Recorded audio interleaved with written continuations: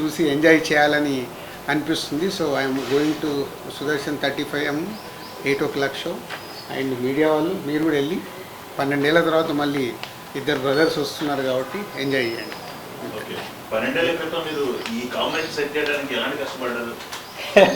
So అప్పుడే చాలా press మీట్లలో చెప్పాము, అంటే మల్టీ స్టార్ చేయడం అనేది ఎప్పుడో మన తెలుగు సినిమా ఇండస్ట్రీలో అందరు స్టార్ హీరోస్ రామారావు గారి దగ్గర నుంచి చిరంజీవి గారి వరకు అందరూ హీరోలు మల్టీ స్టార్ సినిమాలు చేశారు. తర్వాత మారుతూ వచ్చింది.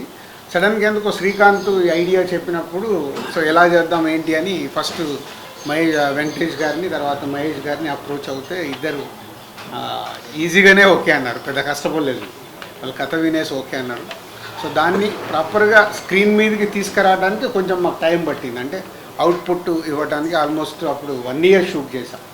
జనవరి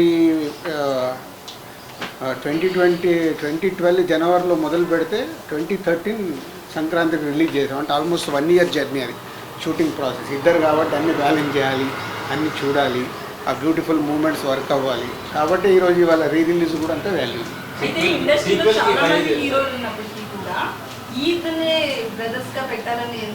అట్లా ఇప్పుడు ఒక కథ అనుకున్నప్పుడు ఎవరు కరెక్ట్గా ఉంటారని అప్రోచ్ అవుతాము. వాళ్ళిద్దరు అప్రోచ్ అవ్వగానే ఇద్దరికి ఆ రోజుల్లో అట్లని కాదు.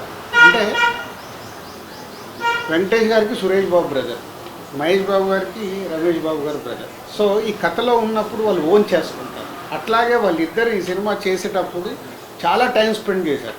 వెంకటేష్ గారు మహేష్ బాబు గారు డిన్నర్లో కలవడము, ఎలా జర్నీ చేద్దాము, స్క్రీన్ మీద ఎలా ఉండాలి, చాలా హోంవర్క్ చేసుకున్నారు వాళ్ళు. అందుకే అంత దగ్గరగా కనిపిస్తుంది, ఒక న్యాచురల్ ఫిలిం లాగా కనిపిస్తుంది.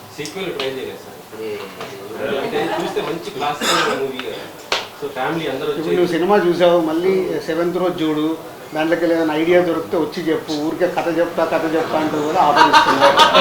సీతమ్మ వాయిట్లో సిరిమల్ల చెట్టు ఎలా చెయ్యొచ్చు సీక్వెల్ తీసుకున్నా నేను రెడీ.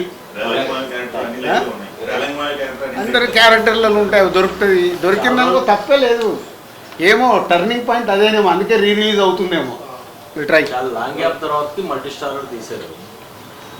అప్పట్లో వచ్చిన టాక్ అవన్నీ అయితే మంచి పేరు వచ్చింది, మంచి సినిమా తీశారనే ఇది వచ్చింది. కమర్షియల్గా అప్పుడు అంత పే చేయలేదు మీకు అనేది ఒక టాక్. దాని గురించి ఇప్పుడు మాట్లాడుకోవచ్చు. కాదు మీరు ఎట్లుంటుందంటే మీ మీడియా వాళ్ళది మాకు డబ్బులు మిగిలిన సినిమాలు ఏమో ఇలా మాట్లాడతారు. సీతమ్మ వాకిట్లో సిరిమల్ల చెట్టులో ప్రొడ్యూసర్కి నాకు డబ్బు మిగిలింది, సినిమాకు ఉన్న ప్రతి డిస్ట్రిబ్యూటర్కు డబ్బు మిగిలింది.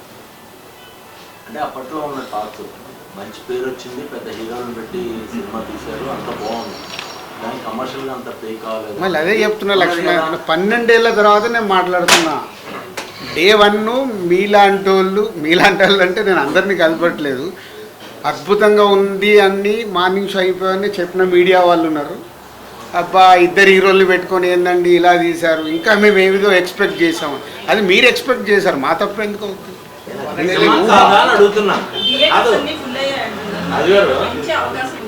అది ఒక్కొక్క థియేటర్ ఫుల్ అవుతున్న కొద్దీ పెంచుతున్నాయి. వాళ్ళ వెడ్నెస్డే కదా, ఫుల్ అయిన కొద్దీ మెల్లిగా 10 స్క్రీన్స్కి వచ్చినాయి, అన్ని ఫుల్స్ అయ్యాయి.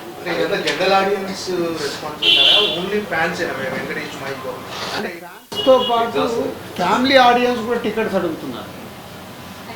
సో ఫ్యామిలీ ఆడియన్స్ అడుగుతున్నారంటే వాళ్ళు కూడా థియేటర్కి వెళ్ళి ఎంజాయ్ చేద్దాం.